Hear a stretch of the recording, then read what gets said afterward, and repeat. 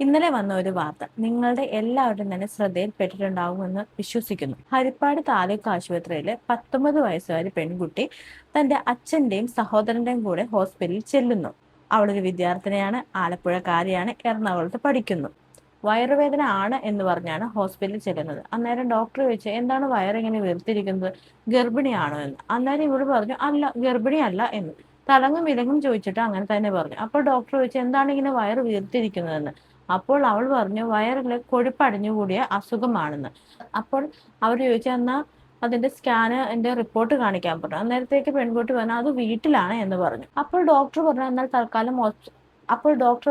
തൽക്കാലം ഒബ്സർവേഷനിൽ കിടക്കാൻ പറഞ്ഞു. അപ്പോൾ ഇവള് പറയുന്നുണ്ട്, എനിക്ക് നടുവിനും വയറിനൊക്കെ വേദനയാണ്, എന്തെങ്കിലും വേദനക്കുള്ള മരുന്ന് തരാൻ പറഞ്ഞു. അപ്പോൾ ഈ ഹോസ്പിറ്റലുകാർക്കാണെങ്കിൽ ഭയങ്കര സംശയമാണ്. ഇവളാണ് ഈ ഇടക്കിടക്ക് ബാത്റൂമിൽ പോകുന്നുണ്ട്. അപ്പൊ ബാത്റൂമിൽ പോകുന്നതിന്റെ കാര്യം എന്താന്ന് ചോദിച്ചപ്പോഴത്തേനും പറഞ്ഞു, അപ്പൊ അത് ആർത്തവമാണെന്ന്. അപ്പൊ ഈ ഡോക്ടേഴ്സ് ചോദിച്ചു, അപ്പൊ ആർത്തവമൊക്കെ കറക്റ്റ് ആയിട്ടാണോ വരുന്നതെന്ന് ചോദിച്ചപ്പോൾ പറഞ്ഞാൽ അതെ, കറക്റ്റ് ആണെന്ന് പറഞ്ഞു. ഈ പെൺകുട്ടിയാണെങ്കിൽ വീണ്ടും പറയുന്നുണ്ട്, എനിക്ക് വയറിനും നടുവിനൊക്കെ വേദന എടുക്കുന്നുണ്ട്, എനിക്ക് എന്തെങ്കിലും മരുന്ന് തരൂ, വേദനയ്ക്കുള്ള മരുന്ന് തരൂ എന്ന് പറയുന്നുണ്ട്. അപ്പോൾ ഡോക്ടർ പറഞ്ഞു, ഒന്ന് വയറ് പരിശോധിക്കണം, സ്കാൻ ചെയ്യണം എന്നൊക്കെ പറയുന്നുണ്ട്, പിന്നെ വയറൊന്നും തൊട്ട് നോക്കണമെന്നും പറഞ്ഞു.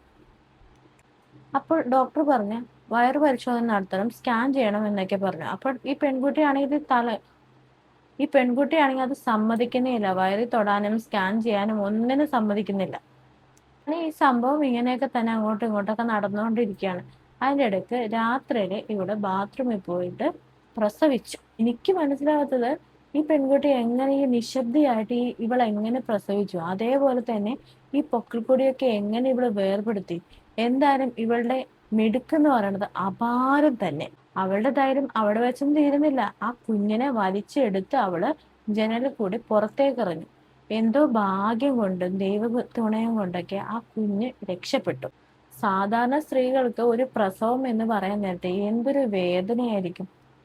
അതായത് ആ ഡിപ്പാർട്ട്മെന്റ് മുഴുവൻ അറിയും, അവിടെ ഒരു പ്രസവത്തിന് വന്നിട്ട് ഒരു സ്ത്രീ ഉണ്ടെങ്കിൽ അവിടെ ഒരു പ്രസവം നടക്കുകയാണെന്ന് ആ ഡിപ്പാർട്ട്മെന്റ് മുഴുവൻ അറിയും. പക്ഷെ ഇവളുടെ പ്രസവത്തിന് ഇവിടെ നിശബ്ദയായിട്ടായിരുന്നു ഇവളുടെ പ്രസവം നടന്നത്.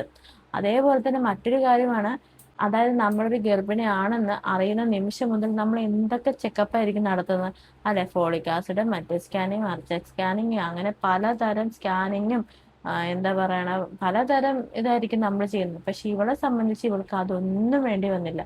നിങ്ങളൊന്ന് ആലോചിച്ച് നോക്കിയേ, ഇവളുടെ ധൈര്യവും ആ മിടുക്കിനെയൊക്കെ നമ്മൾ സമ്മതിക്കേണ്ട, സത്യം പറഞ്ഞു കഴിഞ്ഞാൽ. എന്തായാലും അപാര മകള് തന്നെ. എനിക്ക് അതുപോലെ തന്നെ മറ്റൊരു അത്ഭുതമായിട്ട് തോന്നിയത്, ഇവളുടെ വീട്ടുകാരില് ഒരാള് പോലും അറിഞ്ഞിട്ടില്ല ഇവള് ഗർഭിണിയാണെന്നും ഇവൾക്ക് ഇങ്ങനെ ഒരു ഇതുണ്ടെന്നും ആരും അറിഞ്ഞിട്ടില്ല. നിങ്ങൾ ഓർക്കണേ, 10 മാസം ഗർഭിണിയായ ഒരു പെൺകുട്ടിയാണ്. അതേപോലെ തന്നെ മാസം തികഞ്ഞാണ് ഇവള് പ്രസവിച്ചിരിക്കുന്നത്. അപ്പൊ നിങ്ങളൊന്ന് അർത്ഥം നോക്കിക്കേ, ആ ഫാമിലിക്കും ഇവളോടും ഉള്ള കമ്മ്യൂണിക്കേഷൻ എന്തായിരിക്കും. എനിക്കത് മനസ്സിലാവുന്നില്ല എത്ര ആലോചിച്ചിട്ടും. എനിക്കറിയേണ്ട മറ്റൊരു കാര്യം എന്ന് പറഞ്ഞാൽ, നമ്മുടെ മക്കളെ പഠിക്കാൻ വിട്ടു കഴിഞ്ഞു കഴിഞ്ഞാൽ മാതാപിതാക്കളുടെ ആ സംരക്ഷണം അത് തീർന്നു എന്നാണ് ഇപ്പോഴുള്ള മാതാപിതാക്കന്മാരൊക്കെ വിചാരിച്ചു വെക്കുന്നത്. കാര്യം എന്ന് വെച്ച് കഴിഞ്ഞാൽ, ഈ 10 മാസത്തിനിടയ്ക്ക് ഇവളുമായിട്ട് യാതൊരു വിധ കോണ്ടാക്റ്റും ഈ വീട്ടുകാർക്കില്ലേ. സഹോദരങ്ങളുണ്ടെന്ന് പറയുന്നു. എന്തൊക്കെ വന്നാലും അമ്മയെ വിളിക്കാത്ത മക്കളുണ്ടാവും, അല്ലെങ്കിൽ അച്ഛനെ വിളിക്കാത്ത മക്കളുണ്ടാകും. ഇവളുടെ വീട്ടിലെ സാഹചര്യം എന്താണെന്ന് നമുക്കറിയത്തില്ല. എന്തൊക്കെ വന്നാലും ഈ 10 മാസത്തിനിടയ്ക്ക് മക്കളും അതായത് ഈ വീട്ടുകാരും ഇവളും തമ്മിൽ കാണുന്നില്ലേ. എന്താണ് ഇതിന്റെ ഇടയിൽ സംഭവിച്ചേക്കണമെന്ന് മനസ്സിലാവുന്നേ ഇല്ല. ഇപ്പോഴത്തെ കാലഘട്ടം എന്ന് പറയുന്നത് നമ്മൾ വിചാരിക്കുന്ന പോലെയല്ല. നമ്മുടെ ഈ എറണാകുളത്ത് തന്നെ പല പ്ലേസും, ഇപ്പൊ എറണാകുളത്ത് നിന്ന് പറയുന്നതിന്റെ കാര്യം എന്ന് വെച്ചാൽ, ഞാനൊരു എറണാകുളം കാര്യമാണ്, ഞാൻ ഇവിടെ കൊച്ചിയിൽ ജനിച്ചു വളർന്ന ഒരു പെൺകുട്ടിയാണ് ഞാൻ. അപ്പൊ അത് വെച്ചാണ് ഞാൻ പറയണത്, നമ്മുടെ നാട്ടില് പണ്ടത്തെ പോലെ അല്ല നാട് എന്ന് പറയുന്നത് ഇപ്പോഴത്തെ. അതായത് ഈ എറണാകുളത്ത് എന്ന് പറഞ്ഞ ആൾക്കാർ മാത്രമല്ല, പല ജില്ലകളിൽ നിന്ന് ഇപ്പൊ എറണാകുളത്ത് വന്ന് പഠിക്കുന്ന പിള്ളേരുണ്ട്. ഈ എറണാകുളത്തെ പല പ്ലേസ്, അതായത് പല സ്ഥലങ്ങളിലും അത് ഈ പാർക്ക് പോലത്തെ ഇതുണ്ടാവുമല്ലോ, ഒരുപാട് സ്ഥലങ്ങളുണ്ട്. ഞാൻ കുറെയൊക്കെ പേരൊക്കെ മറന്നുപോയി. അങ്ങനെയുള്ള പ്ലേസിലൊക്കെ നമ്മൾ പോയി കഴിഞ്ഞാൽ കാണുന്നത് വളരെ അപൂർവം രംഗങ്ങളൊക്കെ ആയിരിക്കും. അതായത് ഈ ചെറിയ പിള്ളേരായിരിക്കും, ഈ ആൺകുട്ടികളും പെൺകുട്ടികളൊക്കെ ചെറിയ ഈ 18, 19, 20 വയസ്സുള്ള കുഞ്ഞു മക്കള് ഇവര് കാണിക്കുന്ന കോലങ്ങളൊക്കെ കണ്ട് നമ്മള് സഹിക്കില്ല. കാരണം നമ്മളൊക്കെ ആ പ്രായം കഴിഞ്ഞു പോകുന്ന ആൾക്കാരാണ്. അപ്പൊ നമ്മള് ആ എന്താ വിചാരിക്കണേ, ഈ മക്കളൊക്കെ ഇത് ഇങ്ങനെ ആയിപ്പോയി, ഇവരെന്താണ്, ഇവർക്ക് കിട്ടുന്ന ഫ്രീഡം ഇവർ ഇങ്ങനെ യൂസ് ചെയ്യണ എന്താണ്?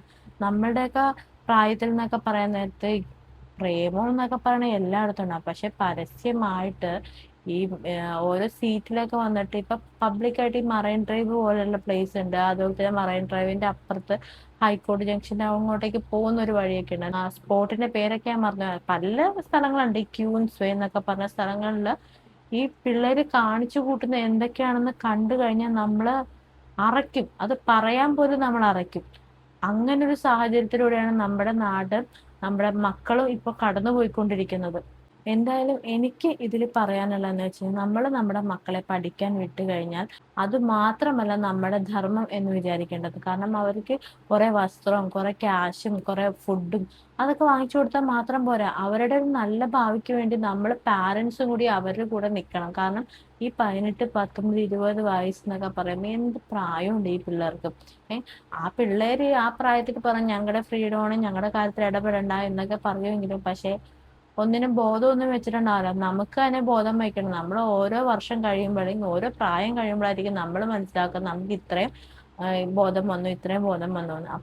അപ്പൊ പിന്നെ ആ കുട്ടികളുടെ കാര്യം പറയണം. അതുകൊണ്ട് തന്നെ നമ്മുടെ പാരൻസ്, നമ്മളുടെ ഈ പുതുതലമുറയിലുള്ള പാരൻസ് ആണെങ്കിലും മക്കളെ അങ്ങ് അഴിച്ചു വിടരുത്. എല്ലാ സ്വാതന്ത്ര്യവും കൊടുക്കണം. പക്ഷെ എല്ലാത്തിനും പാരൻസിന്റെ കണ്ണ് എപ്പോഴും അവരുടെ മേളിലുണ്ടാവണം. ഇപ്പൊ നമ്മള് മക്കളെ എവിടെ പോയാലും ചോദിക്കുന്നുണ്ട്. അവരത് തെറ്റായിട്ടൊക്കെ കാണുമെങ്കിലും പിന്നീട് അത് അവർക്ക് മനസ്സിലായിക്കോളും. ഇപ്പൊ നമ്മുടെയൊക്കെ പാരൻസ് നമ്മളെ ഇത്ര നന്നായിട്ട് വളർത്തിയേക്കൊണ്ടാണ് നമ്മൾ ആ തെറ്റിലോട്ടൊന്നും പോകാൻ നടക്കുന്നത്. അതായത് അവർക്ക് നല്ലത് ഏതാ ചീത്ത ഏതാ എന്ന് അവർക്ക് കാണിച്ചു കൊടുക്കേണ്ട പ്രായം വരെ നമ്മൾ കാണിച്ചു കൊടുക്കുക തന്നെ വേണം. അല്ലാതെ ഇത് ഇന്നത്തെ ജനറേഷനാണ്, ഫോണുണ്ട്, സോഷ്യൽ മീഡിയ ഉണ്ട്, പിള്ളേർക്ക് എല്ലാം അറിയാം എന്ന് പറഞ്ഞിട്ട് കാര്യമില്ല. പിള്ളേരുടെ കയ്യിലല്ല അവരുടെ ഒരു പ്രായത്തിന്റെയും അവരുടെ ഹോർമോൺ ചേഞ്ചസിന്റെയും ഇതൊക്കെ ഇരിക്കണം. ആ പിള്ളേരുടെ കയ്യിലല്ല ഇരിക്കണം. അതൊക്കെ നമ്മളെ പോലെ തന്നെ നമ്മുടെ ഹോർമോൺസിന്റെ ഓരോ പ്രശ്നങ്ങളും അവർക്കും ഉണ്ട് അതേപോലെ തന്നെ. അപ്പൊ ആ പ്രായത്തിൽ, അതായത് നമ്മുടെ ആ പ്രായത്തിൽ നമ്മുടെ പാരൻസ് നമുക്ക് വഴി കാണിച്ചു തന്നേക്കണ പോലെ തന്നെ നമ്മളും അവരുടെ പ്രായത്തില് അവർക്ക് ആ വഴി കാണിച്ചു കൊടുക്കണം.